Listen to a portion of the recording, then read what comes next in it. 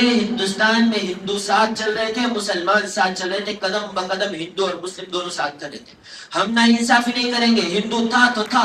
اور اس دیش میں جو ہندوؤں کا تھا، جو مسلمانوں کا تھا، جو سکھوں کا تھا اور جو یہود و نصارہ کے ایجنڈوں کا تھا، جس پر انگریز قبضہ کیے تھا، تو یہاں پر قرآن و سنت پر مکمل طور پر عمل ہو جاوے.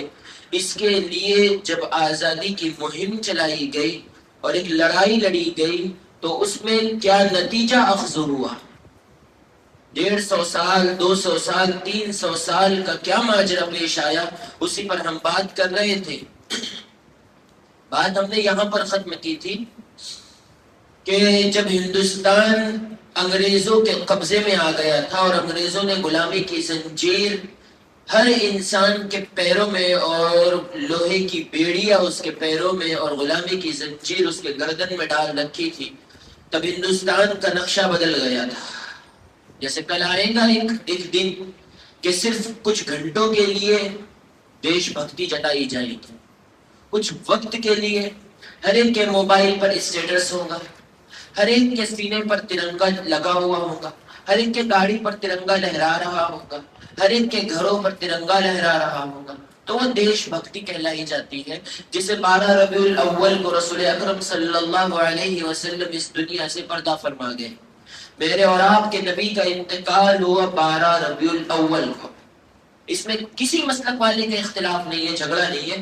ہر ایک یہ کہتا ہے کہ 12 کو آپ کی وفات ہوئی ہے، لیکن پیدائش میں اختلاف ہوتا ہے کہ کس تاریخ کو اللہ کے نبی دنیا میں آئے ہیں. اس میں اللہ کی حکمت یہ ہے، سب سے بڑی حکمت، کہ اللہ جانتا تھا جس دن میرا محبوب پیدا ہوگا قیامت تک اس دن کو خرافات اور بدعات کے دہانوں کے لیے کھول دیا جائے گا. اس لیے اللہ نے جس تاریخ کو اللہ کے نبی پیدا ہوئے یہ بھلا ہی دیا تاریخ کہ کس نبی کو یہ دنیا میں کس تاریخ کو پیدا ہوئے. تو جیسے 12 ربیع الاول کو کیسے جلوس نکلتے ہیں، گرین کلر کے جھنڈے آسمانوں میں لہراتے ہوئے نظر آتے ہیں، ایسے ہی کل کے دن 15 اگست کو یہی موسم دیکھنے میں آئے گا. جسے 10 محرم الحرام کو حضرت امام حسین رضی اللہ تعالی عنہ کی یاد میں ماتم منایا جاتا ہے.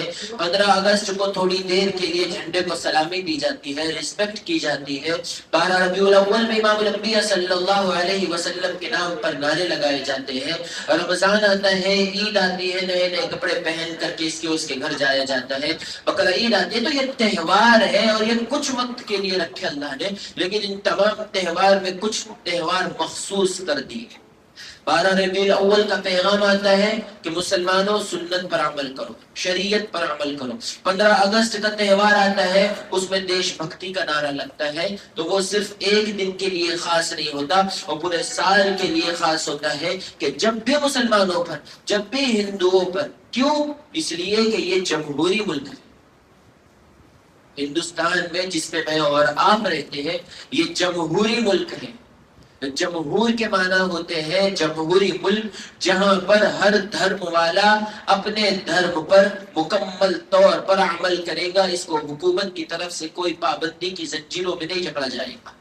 سیکولرزم جسے کہتے ہیں نا، سیکولر ملک. کیا مطلب اس کا؟ اس کا مطلب یہ کہ مسلمان ہے اپنے دھرم پر چلے گا، کافر ہے، ہندو ہے، برادران وطن ہے، اپنے دھرم پر چلے گا. عیسائی ہے، اس کو یہ آزاد ہے، یہ چرچ جا سکتا ہے، یہ اپنی عبادت کر سکتا ہے. سکھ بھائی اگر ہے یہ اپنے گرودوارے میں جا کر کے عبادت کرے گا. یہ ہندوؤں میں طبقے ہیں، بدھ ہے وہ جائے گا. جو انسان جس دھرم سے تعلق رکھتا ہے وہ اپنے دھرم پر عمل کرے گا. حکومت اور سنسد میں بیٹھ کر ان بندوں کے خلاف، ان لوگوں کے خلاف کوئی پلاننگ نہیں بنا سکتی. اسے کہتے ہیں جمہوری ملک. اب آگے چلتے ہیں. ہندوستان آزاد اس لیے کرایا گیا کہ ہر انسان، صرف مسلمان نہیں، صرف ہندو نہیں، یہ نہیں بتایا جاتا، بلکہ اسپیچ میں کل کی یہ بتانا چاہیے. 15 اگست کے موقع پر یہ بتانا چاہیے کہ بھائی ہمارا دیش آزاد اس لیے کرایا گیا، ہندو بھائی بھی ساتھ ہے، مہاتما گاندھی بھی ساتھ ہے، جوہر علی بھی ہے، ابوالکلام آزاد بھی ہے، اور حضرت موالی بھی ہے، علامہ شبلی بھی ہے، اور امبیڈکر بھی ہے، اور محمود الحسن بھی ہے، اور قاسم العلوم والخیرات علامہ نانوتوی بھی ہے، علماء کی جماعت بھی ہے، برادران وطن کی جماعت ہے۔ یہ سب مل کر کے ترنگا ہاتھ میں لے کر کے انگریز کے خلاف سن 1857 میں 1857 میں امبالہ میں لڑائی ہوتی ہے، سرحد پر لڑائی ہوتی ہے، کشمیر سے کنیا کماری تک کے 8-10 جماعتیں لہراتی ہے، اور انگریز کے خلاف فوج لے کر کے، بمبارود لے کر کے، اسلحہ لے کر کے یہ سارے کے سارے نکلتے ہیں میدان میں، اور انگریز کو بھگانے کے لیے پلاننگ کرتے ہیں۔ یہ کیوں؟ تاکہ ان کے چلے جانے کے بعد جب انگریز ہندوستان سے چلا جائے گا تو یہاں کی پبلک، یہاں کی عام جنتا، ہر دھرم والا اپنے دھرم پر عمل کرے گا، یہ پھر کسی کا غلام نہیں ہوگا۔ آج مسلمان آزاد تو ہو گئے ایک اعتبار سے، لیکن انگریز کی جو ناپاک اولاد تھی، انگریز تو چلے گئے، اپنی ناپاک اولاد کو چھوڑ کر گئے ہیں، وہ مسلمانوں پر بھی ٹارچر کر رہی ہے۔ آج سے 100 سال پہلے بھی مسلمانوں کو زیادہ پریشان کیا گیا۔ 100 سال پہلے کی تاریخ اٹھایا، 150 سال پہلے بھی مسلمانوں کو دبایا گیا، اور آج 2026 میں مسلمانوں کو دبایا جا رہا ہے۔ اس وقت میں اس وقت میں 19-20 کا فرق ہے، زیادہ کچھ فرق نہیں ہے، لیکن وہاں پر ماحول کیا تھا اور ابھی کا ماحول کیا ہے، اس میں بہت بڑا فرق ہے۔ وہاں کا ماحول یہ تھا کہ حضرت شیخ الہند رحمت اللہ علیہ، پچھلے جمعہ کو جس کا تذکرہ کیا، حضرت شیخ الہند رحمت اللہ علیہ نے ایک تحریک شروع کی تھی، تحریک ریشم رومال۔ اللہ کی حکمت کسی وجہ سے یہ تحریک ریشم رومال روک دی گئی، ورنہ اگر اللہ کی قسم یہ تحریک ریشم رومال چل جاتی تو آج نہ کانگریس ہوتی، نہ بی جے پی ہوتی، نہ RSS ہوتے، نہ کسی سنگٹھن کا کوئی شخص ہوتا۔ یہ تحریک ریشم رومال کا اتنا مضبوط کنیکشن ہو گیا تھا فورن کنٹریز کے بڑے بڑے پریزیڈنٹ کے ساتھ میں، بڑے بڑے PM کے ساتھ میں، کہ حضرت مولانا شیخ الہند رحمت اللہ علیہ نے برطانیہ سے فوج بلائی، برطانیہ کے بعد انگلینڈ سے بات کی، پھر امریکہ سے بات کی، اور سعودی عرب سے شاہ فیصل سے بات کی، شاہ فہد سے بات کی، اور کویت سے اور عمان سے، الگ الگ کنٹری سے حضرت نے بات کی، اور یہ کہا کہ آپ ہماری باہر سے مدد کیجئے، ہم اندر سے انگریز کو بھگا دیں گے، جب یہ بھاگ جائیں گے تو پورے ہندوستان میں اللہ اور اس کے رسول کے نام کا ڈنکا بجے گا۔ لیکن کسی وجہ سے پھر حضرت شیخ الہند حج پر گئے، راز فاش ہوا، وہی مکہ المکرمہ سے پولیس نے اٹھایا اور مالٹا کی جیل میں، جزیرہ انڈمان میں ان کو داخل کر دیا گیا، اور 14 سال تک حضرت وہی جیل میں رہے، انگریزوں کی تکالیف کو برداشت کیا، گرم گرم لوہے کے سلاخوں کے چٹکے آپ کو دیے جاتے، گوشت ختم ہو گیا، صرف اسکین، چمڑی اور ہڈیاں باقی تھی۔ پھر جب انگریز کو پتا ہوا کہ یہ کچھ دنوں میں مر جائے گا، اور اگر یہ مر گیا تو پورے ہندوستان کی باغڈور شیخ الہند کے ہاتھ میں ہے، یہ اگر مر گیا تو پھر انگریز ہندوستان میں نہیں رہ سکتا، پھر مسلمان تو بہت خطرناک طریقے پر پاگل ہو جائیں گے، وہ بمبارود انگریزوں پر ڈال دیں گے۔ تو پھر انہوں نے ان کو رہائی دے دی، وہ جیل سے نکلے اور راستے میں اجمل خان کے گھر آئے، وہاں سے دارالعلوم دیوبند بنائے، اس کے بعد 1 سال کچھ مہینے آپ زندہ رہے، پھر اللہ کو پیارے ہو گئے۔ لیکن جب آپ جیل سے نکلے تو اس وقت کا مسٹر ٹامسن ڈاکٹر ولیم یور کی طرف سے برطانیہ سے بھیجا گیا کہ وہ شیخ الہند سے جا کر کے کہو کہ آپ جیل سے نکل کر آئے ہو، بہت کمزور ہو گئے ہو، عمر بھی آپ کی کافی ہو گئی، اب ایک کام کیجیے، آپ وہ مدرسے میں کچھ کتابیں پڑھائیے اور اللہ رسول کے نام پر مسجدوں میں لوگوں کو لے کر بیٹھیے، یا آزادی وازادی کی تحریک مت چلاؤ۔ جسے بیچ میں کچھ ہی وقت پہلے جنتر منتر دلی میں ہوا، کیوں ہوا؟ اس لیے ہوا کہ نیٹ کا پیپر جو تھا، نیٹ کا ایگزام جو تھا، اس کو مشہور کر دیا گیا، اس کو ڈال دیا گیا واٹس ایپ پر، اس کی پوری تاریخ میں بتا چکا ہوں کہ کیوں ہوا، کیسے ہوا، پیچھے کیا ریزنز تھے۔ تو اس کو اس وقت کے 1 مہینہ پہلے کے جو بچے تھے جو نیٹ کے پیپر دے رہے تھے، جو دے چکے تھے، اور 18 بچے جو اللہ کو پیارے ہو گئے اور جو مر گئے، اس میں ہندوؤں کے بھی تھے، مسلمانوں کے بھی تھے، سکھوں کے بھی تھے، بدھ کے بھی تھے، 18-19 بچے، پھر لاسٹ میں جنتر منتر جب چلا ہے 25-27 دن اینڈ ہوتے ہوتے 22 بچے مر گئے اس میں۔ تو اس میں ہر دھرم کا بچہ آپ کو نظر آ رہا تھا، دیکھ رہے ہو موبائل میں جنتر منتر میں، دلی میں ہو رہا تھا دنگے کر، کیوں؟ تاکہ ہمیں ہمارا حق چاہیے کہ جس بندے نے پیپر لیک کروایا ہے اس کو کرسی سے اتارو، وہ کرسی سے اترا۔ تو یہ پورا ہوئی ہے، یہ کیوں ہوا؟ بچوں نے محنت کی، کوشش کی ہے، تاکہ ان کا حق تھا وہ. اگر آج کے بچے اس طرح کی ریلی نہ نکالتے، جنتر منتر میں شریک نہ ہوتے، آندولن نہ کرتے، وہاں دھرنا نہ دیتے، تو پھر آئندہ سال اس سے بڑا قدم سرکار اٹھاتی. تو ان کو سبق سکھانے کے لیے کیا ہم کچھ بھی کر سکتے ہیں. پھر وہاں سے پنجاب سے لوگ کسان آئے ہیں، ٹریکٹر بھر بھر کر، اور تلوار تھی اور بھالے تھے ان کے پاس میں. وہ موبائل پر آپ نے دیکھا ہی ہوگا. کیوں؟ اس لیے کہ ان کا حق مارا گیا. یہی حق برادران وطن کا مسلمانوں کو انگریز نے مارا تھا. وہ ان کو توپ کے دہانوں پہ رکھ کر کے اڑا دیا کرتے تھے، سور کے چربی میں ڈال کر آگ کے انگاروں پر کوئلہ بنا دیا کرتے تھے. یہ ظلم تشدد ایک حد تک برداشت کیا. سن 1803 کے اندر ایک میٹنگ ہوئی. کچھ علماء کرام بالا کوٹ گئے، پشاور پاکستان. وہاں لڑائی ہوئی، وہاں شہید ہو گئے. بچ کر جب آئے ہیں تو پورے ہندوستان پر انگریزوں کے پرچم لہرا رہے ہیں. یہ 1857 کی جنگ آزادی اب چل رہی ہے. اب آپ کو میں نے ایک بات میں نے کہا تھا کہ میں آئندہ جو میں بتاؤں گا وہ یہ، میں نے بات وہی روک دی تھی کہ آج جتنے کالج اور یونیورسٹیز کے اندر، اسکولوں کے اندر، کانوینٹ کے اندر جو تاریخ بتائی جاتی ہے سن 1857 سے، سن 1857 میں پہلی لڑائی ہوئی ہے. کیوں بتایا جاتا؟ حالانکہ اس سے پہلے کا سچ معلوم ہے، لیکن یہ کیوں بتایا جاتا؟ یہ اس لیے کہ سن 1857 میں 8 سے 9 جماعتیں بنائی گئی. اس میں برادران وطن بھی ہیں، ہندو بھائی بھی ہیں، مسلمان بھی ہیں. انہوں نے مل کر کے اب دیش کو آزاد کرانے کے لیے سر پر کفن باندھا. اس سے پہلے آپ دیکھ لیں 364 سالہ تاریخ میں جب سے انگریزوں کو بھگانے کی کوشش شروع ہے، 364 سال سے ایک بھی ہندو نظر نہیں آئے گا. سن 1857 کی جنگ آزادی ہوئی، دلی میں ہوئی، خیبر میں ہوئی، اور میرٹھ میں ہوئی، بجنور میں ہوئی، اور کلکتہ کی بارڈر پر ہوئی، بنگال میں ہوئی، نیپال میں ہوئی، ادھر سری نگر میں ہوئی، کشمیر میں چنڈی گڑھ ہائی وے پر ہوئی. بڑے بڑے ہندوستان کے صوبوں پر الگ الگ جگہ لڑائی ہوئی. اس میں 5000 ہندو بھائی اللہ کو پیارے ہو گئے اور مر گئے. 5000. لیکن دوسری طرف آپ دیکھو، دلی میں 2 لاکھ مسلمانوں کو پھانسی کے تختے پر چڑھایا گیا، اور دلی سے لے کر میرٹھ تک، دلی سے لے کر مراد آباد تک، دلی سے لے کر پشاور تک، پاکستان تک، بارڈر تک کوئی درخت ایسا نہیں تھا جس پر کسی عالم دین کی لاش نہ لٹکی ہوئی. یہ جنگ آزادی ہوئی، اس میں بھی مسلمانوں کو شکست ہوئی. اتنا کرنے کے بعد 2 لاکھ مسلمان شہید ہوئے، 5000 ہندو بھائی مر گئے. اتنا کرنے کے بعد بھی انگریز اس پر حکومت کرتا رہا. سن 1919 میں حضرت شیخ الہند رحمۃ اللہ علیہ مالٹا کی جیل سے رہا ہو کر کے آئے. حضرت نے کہا کہ اب بھی مسلمان آزاد نہیں ہوا ہے. اس وقت میں جب انگریز مسلمانوں کو ذبح کر چکا، شہید کر چکا، تو ان کے جو ننھے منھے معصوم بچے تھے، ان کے بچے کھیل کود کے سے مڑ بہ رہا ہے، اور ان کے کپڑے پراغندہ حال ہے، پراغندہ بال ہے. انگریز مسلمانوں کے بچوں کو لے کر گیا، اور جو پردے میں ان کی مائیں بیٹھی ہوئی تھی ان سے کہا کہ ہم اس کو مفت کھلائیں گے، مفت پہنائیں گے، مفت لکھائیں گے، بہترین تعلیم دیں گے، اور جب یہ فارغ ہو جائے گا، جب اس کی پڑھائی کمپلیٹ ہو جائے گی، یہ پی ایچ ڈی کر لے گا، یہ professor, lawyer, master, engineer, disaster بن جائے گا، تو پھر اس کو سرکاری تنخواہ دیں گے، سرکاری جاب دیں گے اور ملازمت دیں گے.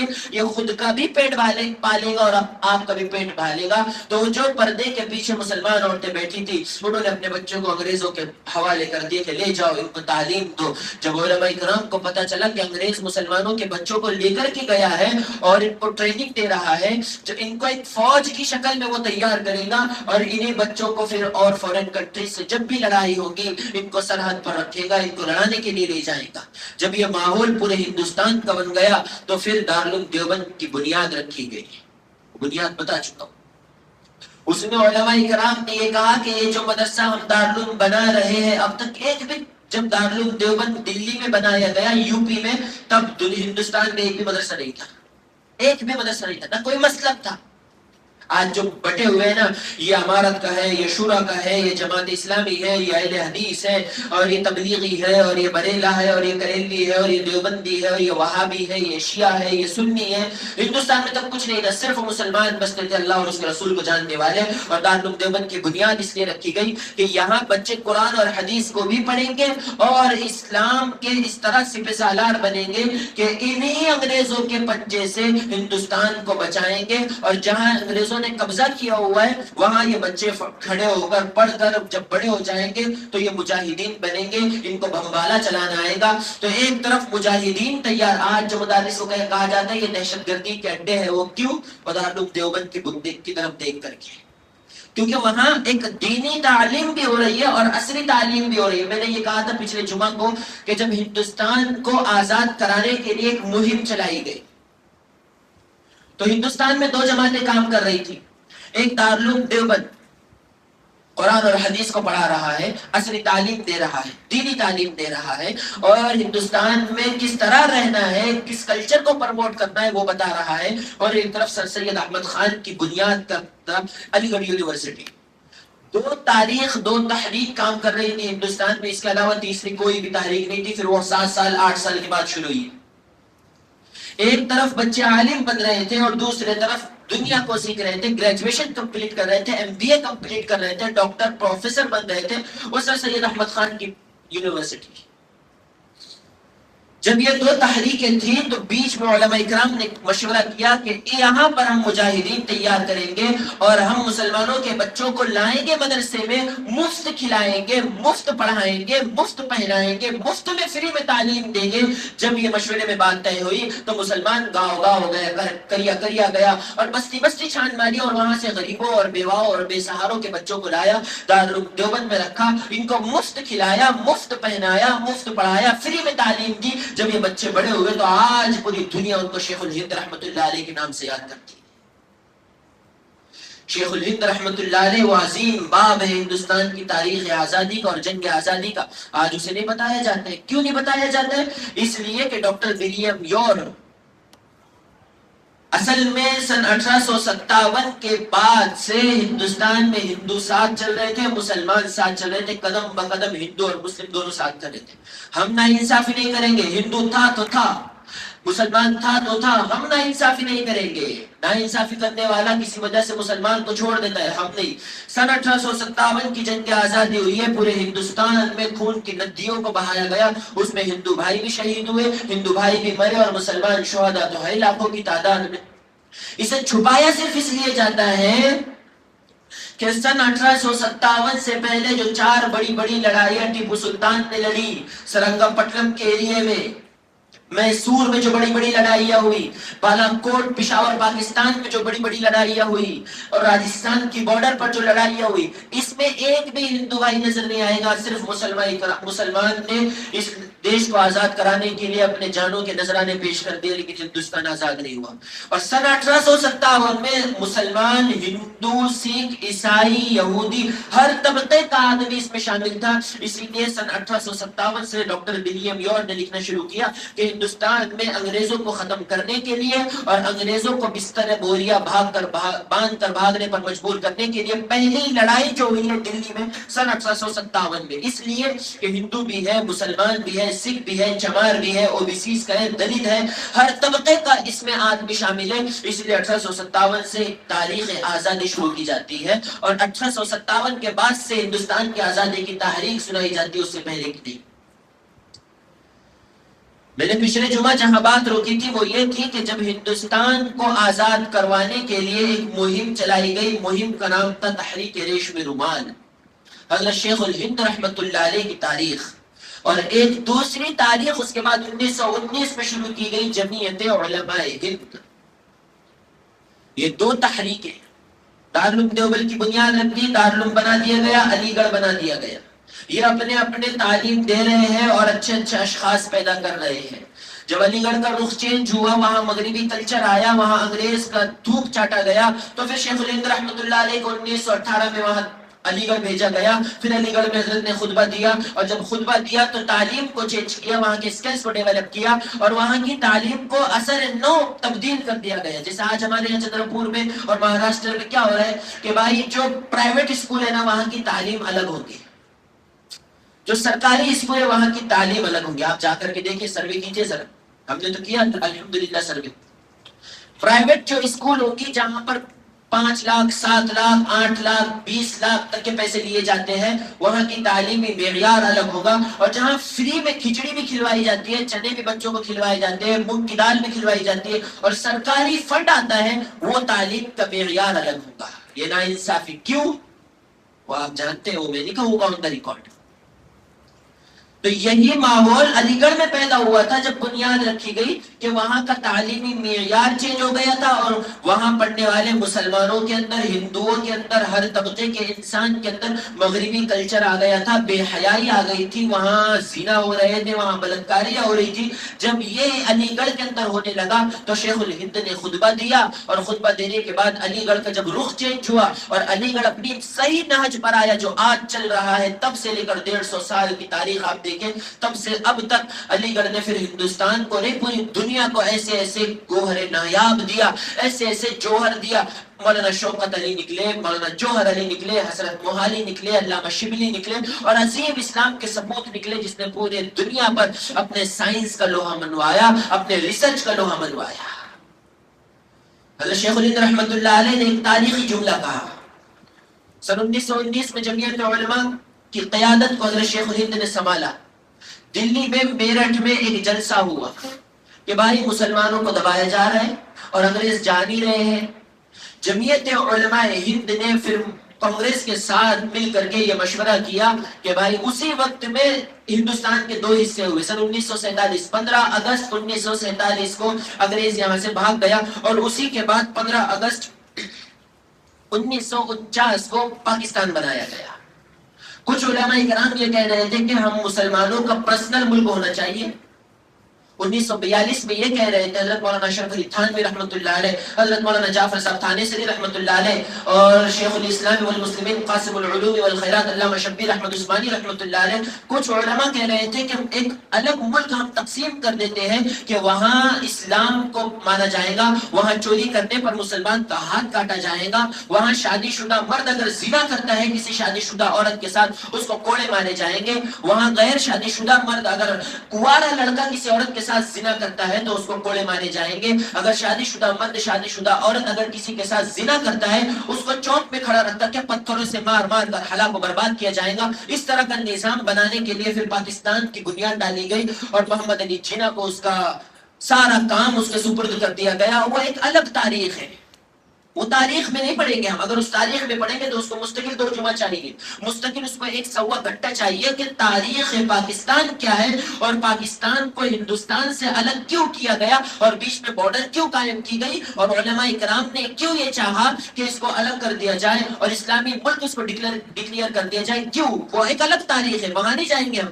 تاریخ یہ تھی کہ جب جمعیت علماء ہند نے جلسہ کیا, اسی جلسے میں یہ بل پاس ہوا کہ بھائی یہ تو کہہ رہے ہیں کہ پورا ہندو راشٹر ہوگا, مسلمان صرف اپنی عبادت کریں گے باقی کچھ نہیں. اس وقت میں جمعیت علماء کو سنبھالنے والے حضرت مفتی کفایت اللہ صاحب دہلوی رحمۃ اللہ علیہ کو عارض صدر بنایا گیا, اور جمعیت علماء نے اس امت پر اتنا بڑا احسان کیا ہے ہندوستان کے مسلمانوں پر کہ رہتی دنیا تک قیامت تک ہم اس احسان کو فراموش نہیں کر سکتے. انہوں نے پھر ڈاکومنٹس تیار کروائے, ایگریمنٹس تیار کروائے, اور پھر فائل دستیاب ہوئی کہ بھائی یہ جو ملک بن رہا ہے 1947 کو جب ملک آزاد ہوا اور انگریز یہاں سے بھاگ گیا, اسی وقت سپریم کورٹ کے اندر یہ علماء کرام بھی بیٹھے, کانگریس کے بھی بیٹھے, بی جے پی کے بھی بیٹھے, RSS کے بھی بیٹھے, اور ہر دھرم کا بڑا وہاں پر بیٹھ کر کے یہ فیصلہ اور میٹنگ ہو رہی ہے کہ بھائی یہ ملک سیکولر بنایا جائے گا, یہ جمہوری ملک ہوگا, کہ یہاں جتنے لوگ آزادی میں شریک تھے, جن کا خون بہا ہے,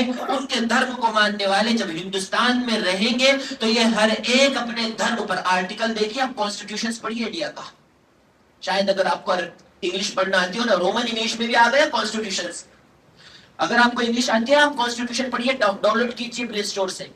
ابھی آیا ہے, ابھی 2026 میں 17-18 جنوری کو ایک بہترین لائر ہے سپریم کورٹ کا, محمد علی اس کا نام ہے, انہوں نے ایک کتاب لکھی ہے کانسٹیٹیوشن آف انڈیا کے نام سے. رومن انگلش میں نیچرل بالکل آپ پڑھ سکتے ہو انگلش کے ورڈ سے، اس میں آپ 25 پڑھیے، آرٹیکل نمبر 24 پڑھیے، صاف لکھا ہوا ہے وہاں پر کہ ہر دھرم والا، ہر ناگرک، ہر ویکتی اپنے دھرم پر عمل کرنے کے لیے یہ آزاد ہے، اس کو حکومت کی طرف سے کوئی پابندی کی، غلامی کی زنجیر میں نہیں جکڑا جائے گا۔ لیکن زمانہ جب آتا ہے 2026، 2025، 2024، 2023، 2022، 2021 اور لاک ڈاؤن کے بعد سے جو مسلمانوں کو پریشرائز کیا جاتا ہے اور ان پر جو غلامی کی زنجیر ان کے گردنوں میں ڈالی جاتی ہے اور لوہے کی بیڑیاں جو ان کے پیروں میں ڈال کر ان کو گھسیٹا جا رہا ہے، تو پھر مسلمان نوجوان لڑکوں کو جیلوں میں ڈالا جا رہا ہے، مسلمان نوجوان لڑکیوں کو جو کسی کالج میں، جو کسی یونیورسٹی میں پڑھتی ہے، ان کے اوپر نقاب کی پابندی لگائی جا رہی ہے۔ یہ سب کچھ کیوں ہو رہا ہے؟ یہ اس لیے ہو رہا ہے کہ مسلمان ظلم کو برداشت کیے بیٹھا ہے، جبکہ اللہ نے فرمایا کہ جب ظلم ہوتا ہے تو ظلم ایک حد تک کے برداشت کرنے کا حق ہے کہ آپ ظلم وَلَا تَحْسَبَنَّ اللَّهَ غَافِلًا عَمَّا يَعْمَلُ الظَّالِمُونَ، قرآن نے 20 جگہ کہا ہے کہ اگر آپ پر ظلم کیا جا رہا ہے، آپ پر ٹارچر کیا جا رہا ہے، آپ پر موب لنچنگ ہو رہی ہے، آپ کو پریشرائز کیا جا رہا ہے، قرآن کا سبق یہ ہے کہ آپ ایک حد تک کے برداشت کیجئے۔ لیکن ظلم جب حد سے زیادہ بڑھ جاتا ہے نا، کیونکہ اللہ کا اصول ہمیشہ سے رہا ہے کہ ظلم، آپ زنا کیجئے، زنا کی سزا مل جائیں گی آپ کو، ماں باپ کی نافرمانی کیجئے، مل جائے گی آپ کو، آپ اللہ کو گالی دیجئے، اللہ سن لے گا، رسول اللہ کی سنتوں کی توہین کیجئے، اللہ برداشت کر لے گا، دیکھ لے گا، سزا مل جائے گی۔ ہر گناہ کی سزا چلا دیتا ہے اللہ کہ نہیں اس کو ڈال دو پینڈنگ میں، لیکن ظلم نہ کبھی چلا ہے نہ کبھی چلے گا۔ اللہ ظلم کرنے والوں کو برداشت نہیں کرتا، زیادہ دن برداشت نہیں کر سکتا۔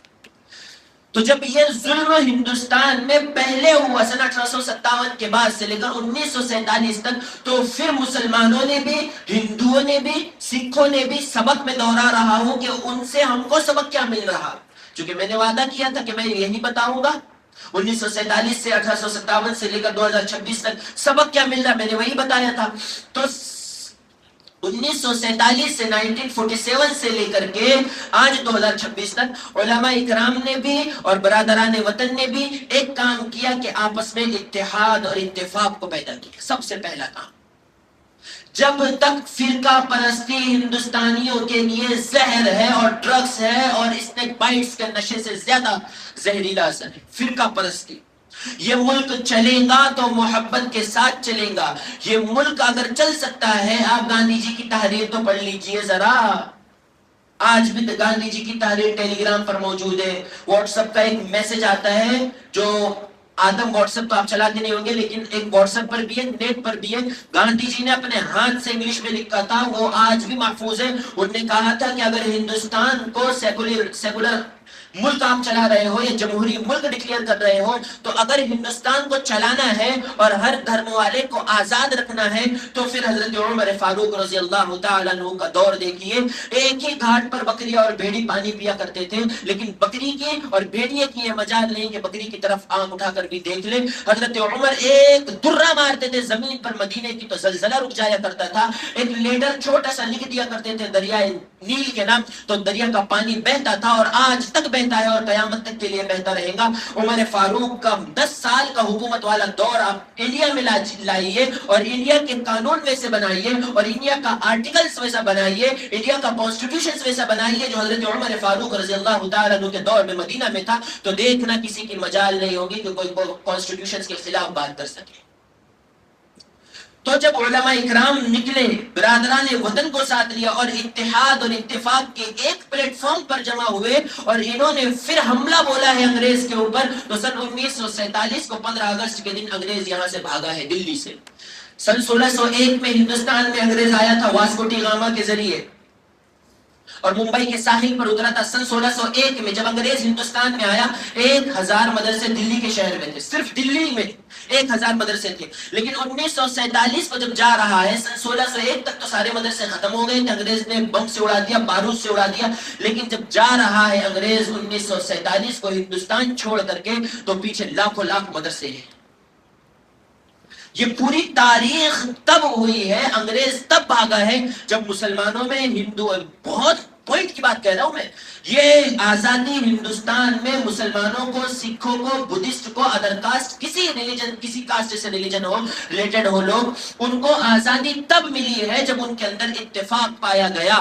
آج مسلمانوں ہمارے اندر اتفاق نہیں ہے۔ ہے اتفاق نہیں. کیوں؟ وہ سنی کہتا ہے شیعہ کے پیچھے نماز نہیں ہوتی, شیعہ کہتا ہے دیوبندی کے پیچھے نماز نہیں ہوتی, دیوبندی کہتا ہے کسی بریلوی امام کے پیچھے نماز نہیں ہوتی, بریلوی کہتا ہے وہابیوں کی مسجد میں نہیں جانا, وہابی کہتے ہیں بریلویوں کی مسجد میں نہیں جانا, وہ کہتا ہے کہ فلاں کافر ہے, وہ کہتا ہے کہ میں امارت کا ہوں, وہ کہتا ہے کہ میں شورا کا ہوں, وہ کہتا ہے میں نظام الدین کو مانتا, وہ کہتا ہے میں خواجہ معین الدین چشتی اجمیری سنجدی رحمۃ اللہ علیہ کے اجمیر شریف کی درگاہ کو مانتا, وہ کہتا ہے میں غوث پاک کو اللہ کا ولی مانتا. آج مسلمانوں نے اتنا دین کو کھینچ تان کے پیش کیا کہ ایک ہی گھر میں 4 بیٹے رہتے ہیں, ایک باپ رہتا ہے, چاروں بیٹے الگ الگ مسلک پر چلتے ہیں اور باپ کی نہیں یا کسی اور رخ پر بہ رہیں گے. جب تک یہ سچویشن ہماری ہوگی تب تک ہم ہندوستان میں انصاف کے ساتھ, سلامتی کے ساتھ, امن کے ساتھ نہیں رہ سکتے. سب سے پہلے اس کو ختم کرنا ہوگا کہ بھائی اللہ کے نبی صلی اللہ علیہ وسلم, کیا آپ دیندار ہونے کا دعویٰ کرتے ہو نا؟ آپ نے دیکھا جو 4 مہینے لگا کر کے آتے ہیں ان کا حال. میں جو بیٹھا ہوں آپ کے سامنے تبلیغ کی برکت سے, اور الحمدللہ میں نے عرب کی جماعت کو 40 دن لے کر کے چلا ہوں, فورین کی جماعت کو میں لے کر کے چلا ہوں, الحمدللہ میرے 8-9 بار توجہ لگ چکے ہیں. میں کسی کے خلاف بات نہیں کرتا, لیکن آپ دیندار ہونے کا دعویٰ کرتے ہو نا, تو دینداری یہ نہیں ہے کہ صرف آپ نماز پڑھ لو تو مکمل ایمان والے بن جاؤ گے. اللہ کے نبی صلی اللہ علیہ وسلم کی زندگی اٹھائیے اور اسوہ حسنہ پڑھیے, سیرت رسول پڑھیے, تو وہاں پتہ چلے گا ایک کافر کا, ایک مشرک کا جنازہ جا رہا ہوتا ہے. وہ مشرک جب اونٹنی بچہ دینے کے بعد جو غلاظت ہوتی ہے, جو گندگی اس کے پیٹ میں سے نکلتی ہے, وہ غلاظت وہ گھمیلے میں اٹھا کر لاتا. اللہ کے نبی صلی اللہ علیہ وسلم رکوع میں ہوتے, کعبۃ اللہ کے اندر سجدے میں ہوتے, تو وہ گندگی آپ کے جسد اطہر پر ڈالتا. اس کا جنازہ مسجد نبوی کے سامنے سے جا رہا ہے. ہونا تو یہ چاہیے تھا کہ اللہ کے نبی اس کے منہ کی طرف دیکھ کر تھوکتے بھی نہ, وہاں سے اٹھ کر چلے جاتے, لیکن رسول اللہ صلی اللہ علیہ وسلم کا ظرف دیکھیے. ایک کافر کا, ایک ہندو کا, ایک مشرک کا جنازہ مسجد کے سامنے سے جا رہا ہے, ایک نہیں ہزاروں مرتبہ, تو اس کے احترام میں اللہ کے نبی صلی اللہ علیہ وسلم اٹھ کر کے کھڑے ہو جایا کرتے تھے کہ نہیں, ایک اللہ کے بندے کا جنازہ جا رہا ہے. آج مسلمان کے پڑوسی کا انتقال ہوتا ہے تو عیادت تو دور کی بات, دیکھنا تو دور کی بات, اپنے دکان پہ چلے جاتا ہے اور رات کو فون لگا کر بیوی سے پوچھتا ہے ہو گئے کیا, سب ختم, مہمان چلے گئے, پھر گھر کو جاتا ہے. جنازے میں شرکت کرنا بھی مسلمان کو پسند نہیں ہے. یہ اتنا تعصب کہ بھئی تمہارا پڑوسی بنائے, جبکہ جس گھر میں انتقال ہوتا ہے اس گھر میں آگ لگانے سے اللہ کے نبی نے منع فرمایا. آگ لگانے کا مطلب نہ وہاں کافی بنے گی, نہ وہاں چائے بنے گی, نہ وہاں کھچڑی بنے گی, نہ وہاں کوئی کھانے کی چیز بنے گی, کیونکہ سوگ شریعت کی طرف سے رکھ دیا گیا ہے. آپ کے باپ کا, آپ کی ماں کا, آپ کے بہن کا, آپ کے بھائی کا, آپ کے وائف کا, آپ کے بچے کا, کسی کا انتقال ہوا ہے, اس دن دوسرے دن آپ چولہا جلا سکتے ہو, کوئی مسئلہ نہیں, گیس بھی جلا سکتے ہو, سگڑی بھی جلا سکتے ہو, لیکن اس دن سوگ منانا ہے تاکہ آپ کو یہ ریئلائز ہو کہ یہ مر گیا ہے, اس کے غم میں آج نہ ہم کچھ کھائیں گے نہ پیئیں گے. ہاں, کھانے والے پڑوسی حضرات کو چاہیے کہ ان کے گھر کچھ بنا کر کے بھیجے تاکہ وہ کھائے. تو شریعت تو اس کا نام ہے, دین تو اس کا نام ہے. آپ ان کے مسجدوں میں نہیں جاتے, آپ ان سے سیدھے مسلام نہیں کرتے, جبکہ اللہ کے نبی صلی اللہ علیہ وسلم کی زندگی ایک کافر کا جنازہ جا رہا ہے تو اٹھ کر کھڑے ہو جاتے تھے. اور آج ہمارا کیا معمول ہے, دکان پہ سے اٹھ کر جاتے, کسی کو کندھا بھی دینا ہو نا جنازے میں تو چاروں کندھے دے دیے, 30-35 قدم چل کر کے گئے اور سیدھا اپنے کام سے چلتے بنتے ہیں. یہ یاد رکھیے گا کہ اگر آپ کسی کے جنازے میں شریک ہوتے ہیں تو یہ سوچئے گا کہ کوئی آپ کے جنازے میں شریک ہوگا, ورنہ آپ مرتے مرتے مر جاؤ گے, آپ کا ایکسیڈنٹ ہوگا. میں نے اپنی گناہگار آنکھوں سے سمردی پہ دیکھا ہے, میں کئی مرتبہ چلا ہوں چندرا پور سے اورنگ آباد ڈائریکٹ, میں نے ایکسیڈنٹ ہوتے ہوئے دیکھے مسلمانوں کے, تو ان کو کندھا دینے والا کوئی نہیں, ان کو ایمبولینس میں ڈالنے والا کوئی نہیں, تڑپتے تڑپتے مر گئے, کوئی پانی پلانے والا نہیں ملا. 3 دن پہلے کی بات بتا رہا ہوں, ایکسیڈنٹ ہوا ہے, نئی بارات آ رہی تھی, فل ڈی جے بج رہے تھے, انہوں نے ہم کو اوورٹیک کیا 140 کی سپیڈ میں, لیکن اے سی اندر گاڑی میں شروع ہونے کے باوجود کاچ بھی بند ہے, لیکن پھر بھی وہ دن دن کی جو ڈی جے کی آواز آتی ہے, مسلمان گھرانہ, دیندار گھرانہ, لیکن گانا بج رہا ہے. تھوڑے ہی دور پر گئے, 3.5-4 کلومیٹر گاڑی پلٹی ہو گئی اور جگہ پر سب مر گئے, ایک بھی نہیں وہاں پر, ان کو ایمبولینس میں لے جانے والا کوئی نہیں. سمردی کی بات ہے, کارنجا پار کرنے کی بات. تو عزیزو, جب ہمارے اندر اتحاد نہیں آئے گا, اتفاق نہیں آئے گا, تب تک یہ سوچنا ہی مت کہ ہم موجودہ حکومت کی, موجودہ دور کے لیٹسٹ ٹیکنالوجی سسٹم کی جو حکومت کی کرسیوں پر بیٹھ کر ہر انسان پر ظلم تشدد کر رہے ہیں, ہم ان کے ظلم سے بچ سکتے نہیں بچ سکتے جب تک ہمارے اندر اتحاد نہیں آئے گا. ایک بات یہ, اور جب آزادی ہندوستان کو ملی 1947 میں, اس میں دوسرا پوائنٹ یہ تھا کہ ہر دھرم والے نے مسلمان علماء پر, مسلمان لیڈروں پر, مسلمان قائدین پر, اور مسلمانوں نے ایک پنڈت پر, مسلمانوں نے ایک پجاری پر, اور مسلمانوں نے ایک نند پر جو چرچ میں جو ہوتا ہے ایک گرو ایک فادرز جو ہوتا ہے جو ہاتھ رکھ کر کے God bless you my child کہتا ہے، ان سب نے اپنے اپنے دھرم والوں پر اور بڑے دھرم والوں پر جو گرو جی ہوتے ہیں جو بڑے ہوتے ہیں، مسلمانوں نے غیروں کے بڑوں پر یقین کیا، غیروں نے مسلمانوں کے علماء پر یقین کیا. جب یہ اتحاد اور اتفاق ان میں آیا اور ایک بیداری کی لہر ان میں اٹھی تو پھر ملک کو آزاد کرانے کے لیے وہ نکلے، اور جب وہ نکلے ہیں تو پورے ہندوستان پر پھر ترنگے کو لہرایا اور انگریزی پرچم پھاڑ کر کے پھینک دیا. یہی بات کی کمی آج مسلمانوں کے اندر ہے. میں برادران وطن کا نام نہیں لوں گا، ہمارے اندر ہے، ہمارے اندر ہے. آج جس امام کے پیچھے نماز پڑھ رہے ہو نا چوک میں، اسی امام کے پیچھے باتیں کرتے ہیں. ہمارے امام صاحب دکھ ہی نہیں رہے، 3 دن سے کہاں گھوم رہے، تو اس کی مجبوری نہیں ہے. میں اس مسجد کی بات، میں آن دا ریکارڈ ہر مسجد میں 2 سے 5 لوگ ایسے ملیں گے آپ کو. میں صرف اس مسجد کی نہیں، مسجد نبوی کی بھی کارگزاری سناؤں آپ کو. بیت اللہ حرم محترم جہاں کا طواف کرتے ہیں، ہر مسجد میں، فلسطین میں بیت المقدس دیکھ لو، ہر مسجد میں 2 سے 5 لوگ ایسے ہوتے ہیں جن کا کام نماز پڑھنا نہیں، سنت نوافل نہیں، فضائل اعمال کی تعلیم نہیں. ان کا کام صرف امام کے اور مؤذن کے کیڑے نکالنا ہے. یہ ہر مسجد میں، اور اس کے بغیر مزہ ہی نہیں آتا جب تک یہ لوگ نماز پڑھائے نماز پڑھنے دل نہیں بولتا. ان کا کام ظہر میں، عصر میں، فجر میں، مغرب میں، عشاء میں، تہجد میں، رمضان میں، افطاری سے پہلے، افطاری کے بعد. امام کی غلطی، مؤذن کی غلطی. ٹانکی کا پانی بہ رہا ہے تو مؤذن کو پکڑیں گے، دکھتا نہیں ہے. اللہ کے بندے تو بند کر دے نا، تیرا ہاتھ ٹوٹ کے گر جائے گا. من ابغض عالما بدون عذر شرعی خیف علیہ الکفر. اگر کسی نے کسی عالم دین کو، کسی قرآن پڑھنے والے کو، کسی دیندار کو برا بھلا بھی کہا نا، علامہ نووی رحمۃ اللہ علیہ کی کتاب اٹھائے، بڑے بڑے مجتہدین نے جملہ لکھا ہے، من ابغض عالما، اگر کسی نے اس امام کے پیچھے یا مؤذن کے پیچھے یا کسی دیندار کے لیے اپنے دل میں بغض رکھا، اس کی غیبت چوک میں کی، چائے پیتے پیتے اس کی پلاننگ کی، اس کو تکلیف پہنچانے کی، تو اللہ کے نبی صلی اللہ علیہ وسلم کی طرف سے نقل فرماتے ہوئے بڑے بڑے مجتہدین یہ کہتے ہیں، اگر اس حالت میں وہ مر گیا، من ابغض عالما بدون عذر شرعی، آپ کو کوئی تکلیف نہیں ہے لیکن امام کا حسد آپ پال رہے ہو، مؤذن کا حسد آپ پال رہے ہو، ایک مسلمان نوجوان، ایک مسلمان دیندار کا حسد آپ اس کے اپنے دل میں پال رہے ہو، تو اندیشہ اس بات پر ہے کہ آپ کی موت کفر پر آئیں گے اگر آپ کا عبداللہ میں بھی ہو. اٹھائے عربی کتابیں اللہ والوں کی اور دیکھیے تو اللہ کے بندوں اپنے یہاں جو نماز پڑھنے آتے ہیں نا، 15 سے 20 لوگ مسجد کے لوگ آتے ہیں، مجھ سے ملتے ہیں، مجھے اچھے سے پتہ ہے. 15 سے 20 مسجدوں کے لوگ یہاں نماز پڑھنے آتے ہیں.